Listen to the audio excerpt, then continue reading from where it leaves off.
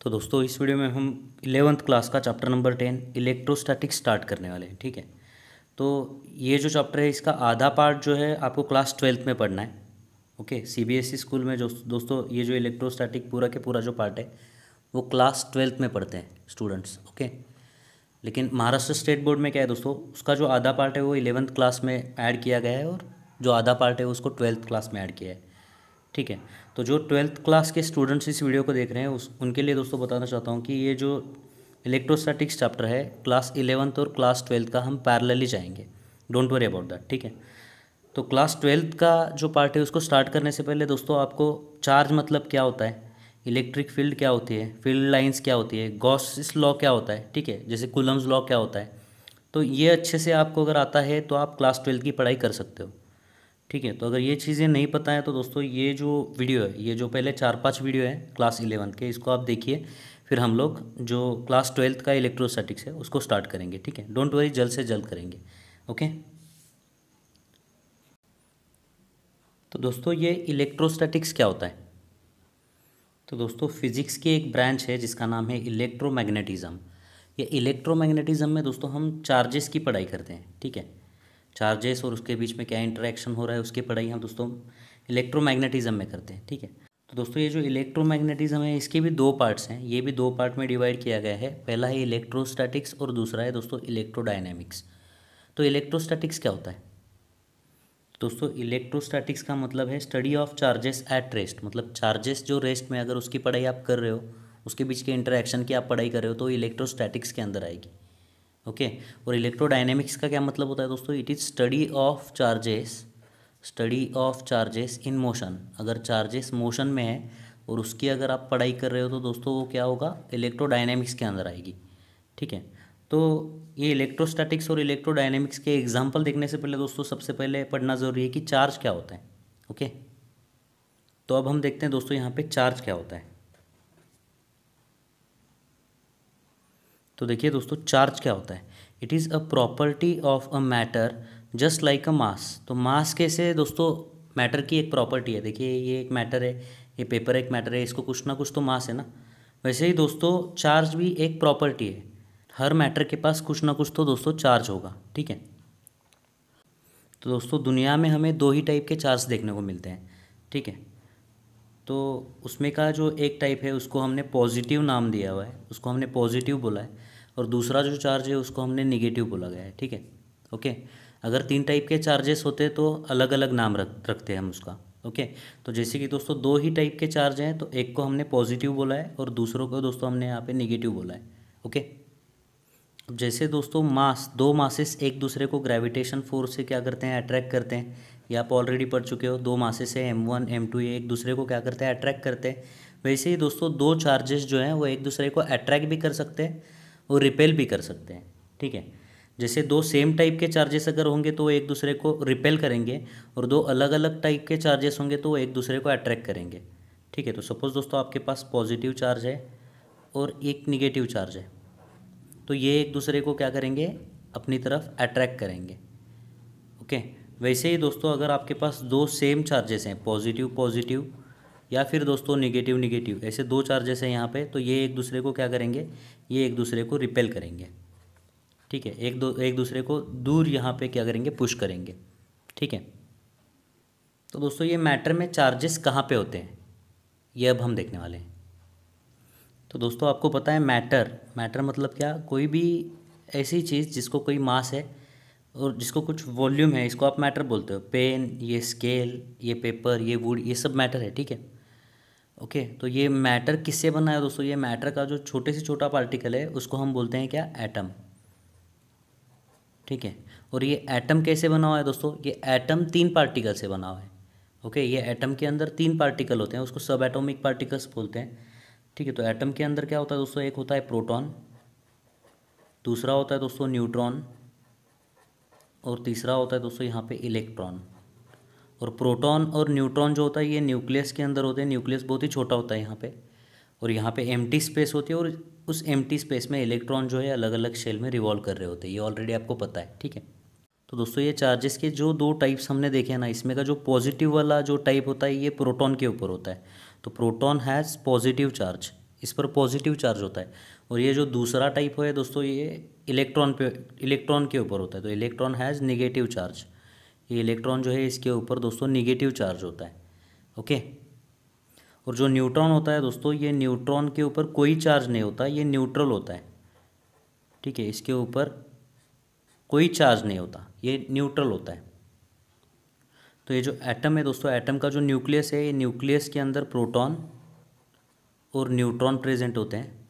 और इलेक्ट्रॉन जो है ये इस न्यूक्लियस के बाहर अलग अलग शेल में क्या कर रहे होते हैं दोस्तों, यहाँ पे रिवॉल्व कर रहे होते हैं। ठीक है। अब एक बात आपको बहुत समझनी ज़रूरी है दोस्तों, वो क्या है कि जितने नंबर ऑफ़ प्रोटॉन होंगे एटम के अंदर, उतने ही नंबर ऑफ़ इलेक्ट्रॉन होंगे। ठीक है। सो नंबर ऑफ़ प्रोटॉन्स जितने नंबर ऑफ़ प्रोटॉन्स है एक एटम के अंदर, उतने ही नंबर ऑफ़ क्या होंगे, उतने ही नंबर ऑफ़ इलेक्ट्रॉन्स होंगे। ठीक है। जैसे कि हाइड्रोजन एटम अगर आप देखोगे तो इसके अंदर एक प्रोटॉन है यहाँ पे और एक ही इलेक्ट्रॉन है। हीलियम में अगर आप देखोगे तो दो प्रोटॉन दो इलेक्ट्रॉन। ठीक है। लिथियम में तीन प्रोटॉन तीन इलेक्ट्रॉन। बेरिलियम में चार प्रोटॉन चार इलेक्ट्रॉन। तो ऐसे हर एक एटम के अंदर दोस्तों जितने नंबर ऑफ़ प्रोटॉन होते हैं उतने ही नंबर ऑफ़ इलेक्ट्रॉन होते हैं। ओके।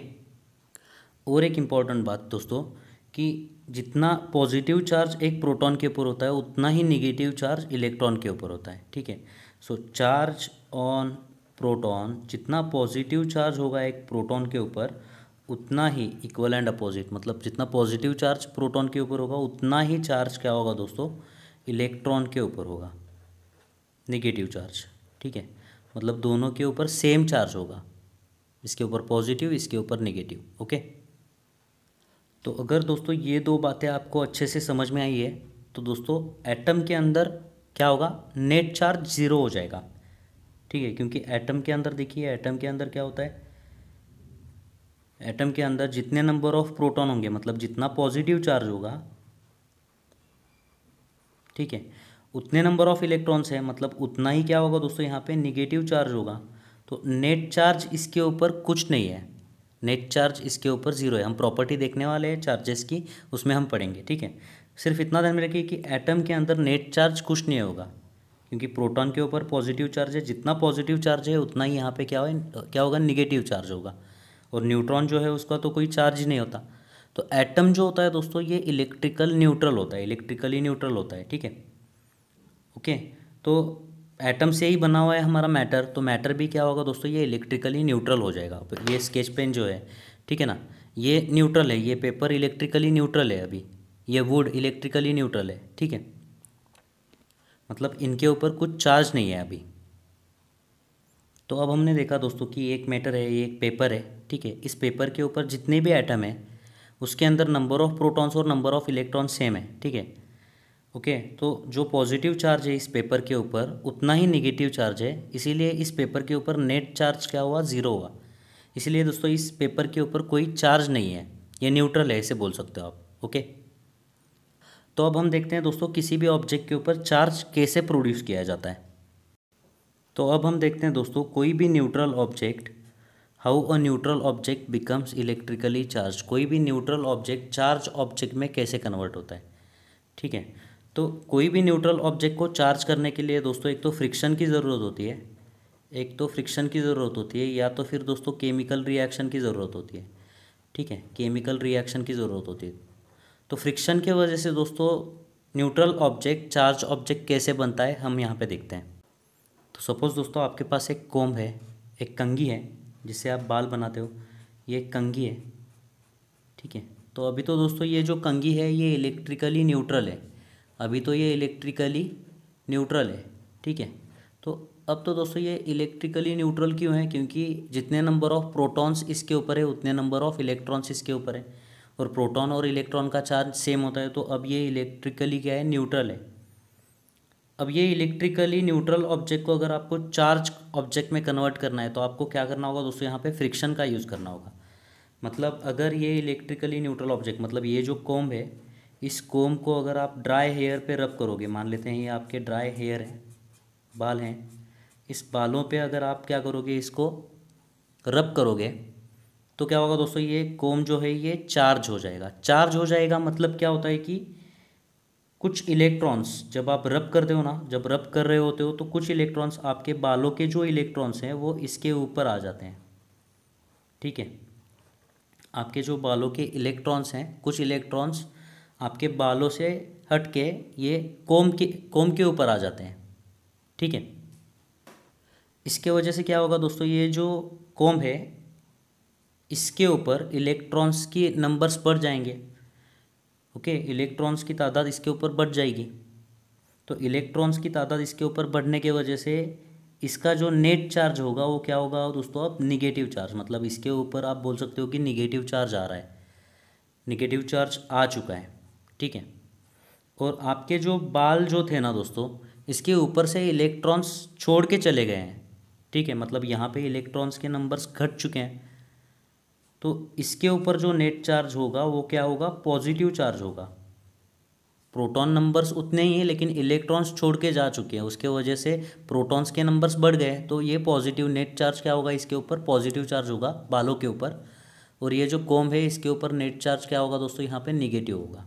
ठीक है, तो कुछ इस तरीके से दोस्तों न्यूट्रल ऑब्जेक्ट जो है वो चार्ज ऑब्जेक्ट में कन्वर्ट हो जाता है। ठीक है, मतलब सपोज़ आपके पास एक ऑब्जेक्ट है, ओके, और फ्रिक्शन के वजह से इसके ऊपर के इलेक्ट्रॉन्स दूसरे ऑब्जेक्ट पर जा रहे हैं, तो ये क्या हो जाएगा, ये पॉजिटिव चार्ज पार्ट ऑब्जेक्ट हो जाएगा। इसके ऊपर नेट चार्ज क्या होगा, पॉजिटिव चार्ज होगा। अगर दोस्तों आपके पास एक ऑब्जेक्ट है जो फ्रिक्शन की वजह से इसके ऊपर जो है बाहर से इलेक्ट्रॉन्स आ रहे हैं, तो इसके ऊपर नेट चार्ज क्या होगा, निगेटिव चार्ज होगा। ठीक है, ओके। तो चार्ज क्या होता है दोस्तों, इलेक्ट्रॉन के जाने के या फिर इलेक्ट्रॉन के आने के वजह से चार्ज होता है। अगर इलेक्ट्रॉन्स छोड़ के जा रहे हैं तो ऑब्जेक्ट पॉजिटिव चार्ज हो जाएगा, पॉजिटिवली चार्ज हो जाएगा, और इलेक्ट्रॉन्स उसके ऑब्जेक्ट के ऊपर आ रहे हैं तो यहाँ पे क्या होगा दोस्तों, वो ऑब्जेक्ट निगेटिवली चार्ज हो जाएगा। ठीक है, अब देखिए दोस्तों, कोई भी एक ऑब्जेक्ट है, मान लेते हैं कोई भी ऑब्जेक्ट है जो पॉजिटिवली चार्ज हो चुका है, मतलब पॉजिटिव चार्ज इसके ऊपर एक्स्ट्रा है। ओके, और अगर आपने इसको यहाँ पे टच किया, मान लेते हैं आप यहाँ पे खड़े हो, ठीक है, तो आपने अगर इसको टच किया तो क्या होगा दोस्तों, ये पॉजिटिवली चार्ज है, मतलब यहाँ पे इलेक्ट्रॉन्स कम है, तो इसको न्यूट्रल होने के लिए इलेक्ट्रॉन्स की ज़रूरत है। तो आप जैसे कि ज़मीन पे खड़े हुए हैं, आप ग्राउंडेड हो यहाँ पे, तो ज़मीन से क्या होगा, कुछ इलेक्ट्रॉन्स यहाँ पे जाएंगे और ये इलेक्ट्रॉन्स इस ऑब्जेक्ट के अंदर चले जाएंगे, वो उसको क्या करेंगे, न्यूट्रल कर देंगे। ठीक है, इसको डिस्चार्ज बोलते हैं, ये डिस्चार्ज हो रहा है। ठीक है, और अगर कोई एक ऑब्जेक्ट है जिसके ऊपर निगेटिव चार्ज, मतलब इलेक्ट्रॉन्स बहुत ज़्यादा हैं, और आपने अगर ज़मीन पर खड़े रह के इसको टच किया, एज्यूम करते हैं आपने इसको टच किया ऐसे, तो क्या होगा दोस्तों, तो यहाँ के जो एक्सिस इलेक्ट्रॉन्स हैं वो आपके बॉडी से क्या होंगे दोस्तों, ज़मीन के अंदर चले जाएंगे। ठीक है, और ये डिस्चार्ज हो जाएगा। तो अब हमने देखा दोस्तों चार्ज मतलब क्या, अगर कुछ इलेक्ट्रॉन्स ऑब्जेक्ट से निकल करके जा रहे हैं तो वो पॉजिटिवली चार्ज हो जाएगी, और अगर उस ऑब्जेक्ट पर बाहर से इलेक्ट्रॉन्स आ रहे हैं तो वो निगेटिवली चार्ज हो जाएगी ऑब्जेक्ट। ठीक है, तो अब हम इलेक्ट्रोमैग्नेटिज्म के जो टाइप्स हैं उसके ऊपर वापस आते हैं। तो इलेक्ट्रोमैग्नेटिज्म मतलब क्या होता है ये हम देख चुके हैं दोस्तों, it is study of what, study of charges. Charges की क्या होती है पढ़ाई, मतलब इलेक्ट्रोमैग्नेटिज्म होता है। और चार्जेस की पढ़ाई के जो प्रकार हैं दोस्तों, दो प्रकार हैं, एक है इलेक्ट्रोस्टैटिक्स और दूसरा है दोस्तों इलेक्ट्रोडायनेमिक्स। तो जैसे कि ऑलरेडी हम देख चुके हैं दोस्तों, इलेक्ट्रोस्टैटिक्स मतलब क्या, study of charges at rest, मतलब चार्जेस अगर रेस्ट पे हैं तो उसकी पढ़ाई इलेक्ट्रोस्टैटिक्स के अंदर आएगी, और चार्जेस अगर मोशन में है तो उसकी पढ़ाई जो है दोस्तों इलेक्ट्रोडायनेमिक्स के अंदर आएगी। ठीक है, चार्जेस मोशन में होना मतलब क्या, देखिए दोस्तों यहाँ पे एक सेल है, एज्यूम करते हैं हम, देखिए यहाँ पे एक सेल है। ठीक है, और ये सेल को आपने क्या किया है, देखिए यहाँ पे आपने एक बल्ब कनेक्ट किया है। ठीक है, ओके, और जैसे ही यहाँ पे एक की है, की को ऑन करते हो तो क्या होगा दोस्तों, यहाँ से करंट फ्लो करेगा, मतलब यहाँ से क्या क्या होता है दोस्तों, चार्जेस फ्लो करते हैं, इलेक्ट्रॉन्स फ्लो करते हैं। ओके, और इलेक्ट्रॉन के फ्लो करने की वजह से जो ये बल्ब है दोस्तों, ये बल्ब क्या करेगा, ये बल्ब ग्लो करेगा। ठीक है, तो यहाँ पे दोस्तों चार्जेस मूविंग है, तो ये जो पढ़ाई होगी करंट इलेक्ट्रिसिटी बोलते हैं इसको, क्या बोलते हैं, करंट इलेक्ट्रिसिटी या फिर इलेक्ट्रिक करंट। तो ये जो इलेक्ट्रिक करंट है, ये इलेक्ट्रिक करंट जो है दोस्तों, ये इलेक्ट्रोडायनेमिक्स के अंडर आपको पढ़ना है, ठीक है। तो नेक्स्ट चैप्टर है आपका इलेक्ट्रिक करंट, उसमें हम ये पढ़ने वाले हैं, डोंट वरी अबाउट दैट। लेकिन ये चैप्टर का नाम क्या है दोस्तों? ये चैप्टर का नाम है इलेक्ट्रोस्टैटिक्स। मतलब यहाँ पे चार्जेस जो हैं वो रेस्ट पे होंगे, ये ऐसे मूव नहीं कर रहे होंगे, ठीक है। तो जैसे इलेक्ट्रोडायनेमिक्स का एक एग्जांपल हमने देखा है दोस्तों, इलेक्ट्रिक करंट, वैसे ही दोस्तों ये इलेक्ट्रोस्टैटिक्स के कुछ एग्जांपल्स हैं जिसको कि दोस्तों बहुत अच्छे से हम नेक्स्ट वीडियो में पढ़ने वाले हैं। तो मिलते हैं दोस्तों आपसे अगली वीडियो में। धन्यवाद।